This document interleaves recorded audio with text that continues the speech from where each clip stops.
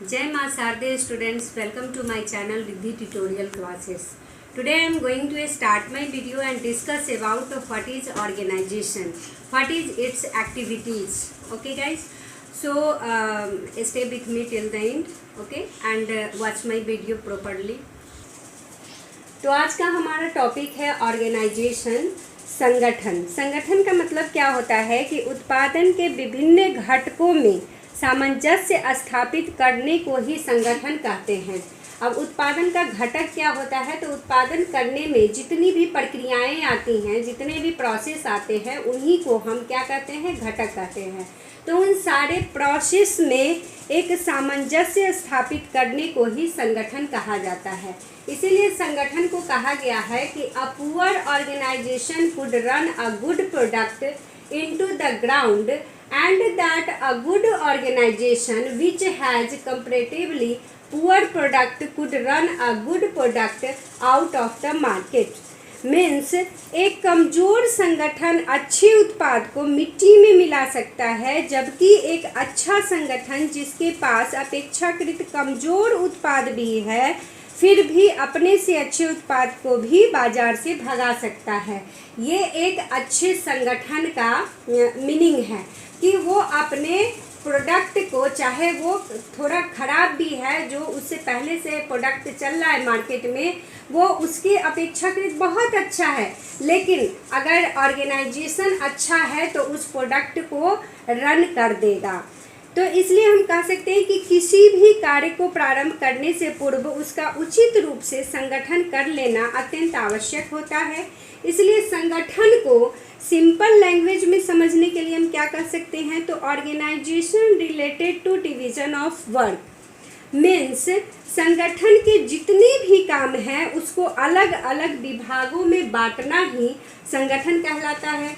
तो इसको संगठन को समझने के लिए एक डायग्राम के माध्यम से आज समझेंगे कि what is organisation, what is organising function. तो आते हैं यहाँ ऑर्गेनाइजिंग फंक्शन के डायग्राम पे। तो इसमें लिखा हुआ है कि classification of organising function into sub activities, मतलब जितना भी क्रियाएं हैं ऑर्गेनाइजिंग के अंदर उसको अलग अलग भागों में बांटा जाता है। तो फर्स्ट क्या कहता है, determination of total activities. Determination मतलब कि निर्धारित करना कि कितने एक्टिविटीज़ हैं। Different people are held responsible for different activities by classifying different activities into sub activities. Okay, तो next is grouping of activities. अब जितनी भी क्रियाएं हैं उसका ग्रुपिंग करना ही ग्रुपिंग ऑफ एक्टिविटीज़ जो नेक्स्ट हमारा ऑर्गेनाइजिंग का फंक्शन है उसमें आता है। तो after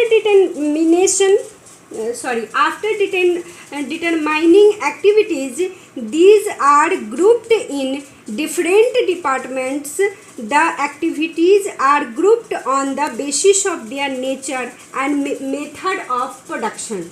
Okay, and third is allocation of responsibility.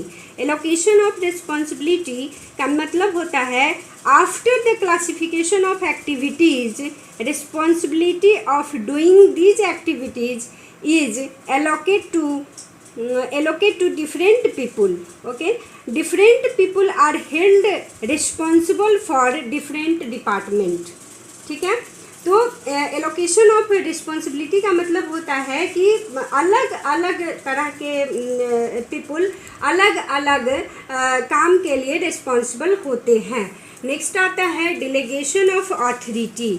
डिलीगेशन of authority का मतलब होता है, it means after determining the liabilities the authorities is delegated to fulfill the objectives. Delegation of authority means decentralization of power, मतलब power का decentralisation किया जाता है। मतलब एक ही आदमी के पास पावर नहीं रहता है, जो अलग अलग ग्रुप बनाया जाता है सारे एक्टिविटीज़ का, उसमें अथॉरिटी को भी अलग अलग भाग में बांट दिया जाता है। नेक्स्ट आता है स्टाफिंग। अब डिलीगेशन ऑफ अथॉरिटी के बाद नेक्स्ट हमारा क्या प्रोसेस आता है, ऑर्गेनाइजिंग का फंक्शन क्या आता है, तो स्टाफिंग आता है। स्टाफिंग कहते हैं कि selection and training of different persons of different post is component of organisation. तो स्टाफिंग प्रोसेस में अलग अलग एक्टिविटी के लिए अलग अलग स्टाफ की नियुक्ति की जाती है, उसी को स्टाफिंग प्रोसेस में रखते हैं। तो इस तरह से ये ऑर्गेनाइजेशन का डायग्राम हो गया, इसको हम समझ लिए हैं। अब आगे बढ़ते हैं, एक एग्जाम्पल से हम समझते हैं कि ऑर्गेनाइजेशन एक्चुअली होता क्या है।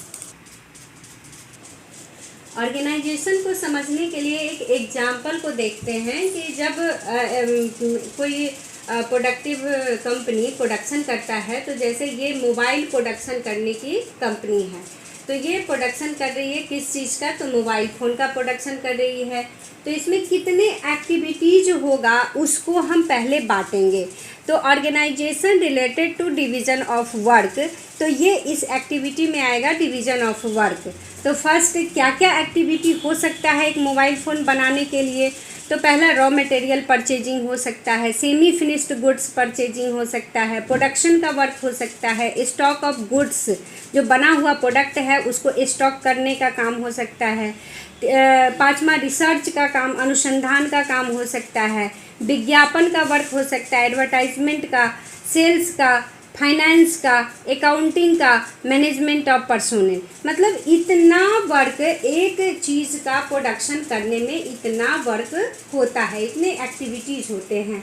तो इसको ग्रुपिंग कैसे किया जाता है, जो हमारा सब एक्टिविटीज़ का जो ऑर्गेनाइजिंग फंक्शन था उसमें सेकेंड था कि ग्रुपिंग करना। पहले डिटर्मिनेशन ऑफ टोटल एक्टिविटीज़, तो ये डिटरमाइन कर लिए कि कितना एक्टिविटीज़ है, और नेक्स्ट आता है ग्रुपिंग। तो इसको हम ग्रुपिंग करेंगे। तो ये दोनों रॉ मटेरियल परचेजिंग और सेमी फिनिश्ड गुड्स परचेजिंग, ये दोनों को एक साथ कर दिए। प्रोडक्शन, स्टॉक ऑफ गुड्स और रिसर्च को एक साथ कर दिए, ये तीनों को एक साथ कर दिए। एडवर्टाइजमेंट और सेल्स दोनों को एक साथ कर दिए, क्योंकि विज्ञापन और विक्रय दोनों एक विभाग में आ सकता है। अब फाइनेंस और अकाउंटिंग इस दोनों को एक जगह कर दिए, और मैनेजमेंट ऑफ पर्सोनल ये एक जगह हो गया। अब रॉ मटेरियल्स और सेमी फिनिश्ड गुड के लिए हम बना दिए परचेज डिपार्टमेंट, ठीक है। इन दोनों के लिए बना दिए प्रोडक्शन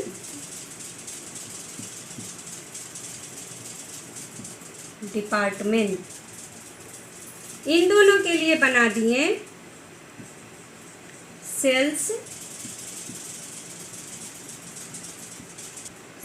डिपार्टमेंट, और फाइनेंस और अकाउंटिंग के लिए बना दिए फाइनेंस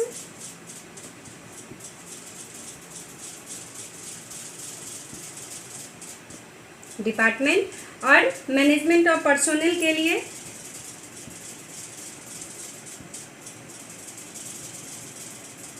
पर्सोनल डिपार्टमेंट।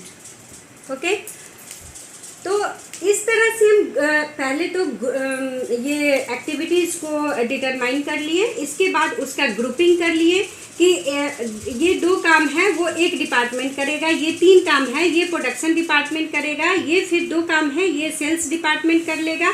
इस तरह से हम 5 भाग में बांट दिए, 5 भाग में डिपार्टमेंट। मतलब हम कह सकते हैं कि एक प्रोडक्ट को बनाने में ये 5 भाग में बांटना कंपलसरी हो जाता है। और इसको बांटने के बाद ग्रुपिंग ऑफ एक्टिविटीज़ जो हमारा सेकेंड ये था, तो ग्रुपिंग कर दिए। ग्रुपिंग करने के बाद हमारा आता है एलोकेशन ऑफ रिस्पॉन्सिबिलिटी। तो रिस्पॉन्सिबिलिटी जो एलोकेशन होगा उसमें परचेज डिपार्टमेंट में एक परचेज मैनेजर रख देंगे, प्रोडक्शन डिपार्टमेंट में प्रोडक्शन मैनेजर, सेल्स डिपार्टमेंट में सेल्स मैनेजर, फाइनेंस में फाइनेंस मैनेजर। तो इस तरह से क्या करेंगे, तो रिस्पॉन्सिबिलिटी दे देंगे कि किसकी रिस्पॉन्सिबिलिटी किसके लिए है, तो उस डिपार्टमेंट के लिए है। फिर उसको अथॉरिटी भी दिया जाता है कि रॉ मटेरियल परचेज करना है, सेमी फिनिश्ड गुड्स परचेज करना है, तो वो वर्क कौन करेगा? तो वो वर्क परचेज डिपार्टमेंट का जो मैनेजर है वो करेगा। इस तरह से अदर डिपार्टमेंट के भी मैनेजर को अथॉरिटी दी जाती है, इसलिए 4 हमारा हो जाता है डिलीगेशन ऑफ अथॉरिटी। और लास्ट में होता है मैनेजमेंट ऑफ पर्सोनेल, मतलब कर्मचारियों की व्यवस्था करना। वो काम कौन करता है? तो पर्सोनेल डिपार्टमेंट करता है, इसीलिए इसको क्या कहते हैं? स्टाफिंग। इसमें स्टाफ की नियुक्ति की जाती है। तो इस तरह से ऑर्गेनाइजिंग की प्रक्रिया पूरे रूप से चलती है। तो गाइज हम कह सकते हैं कि and finally we can say that the success of an enterprise largely depend on the quality of its organisation. Okay guys, तो मुझे पूरा विश्वास है कि आप लोगों को अच्छे से समझ में आ गया होगा कि what is organisation. Okay, goodbye, bye bye.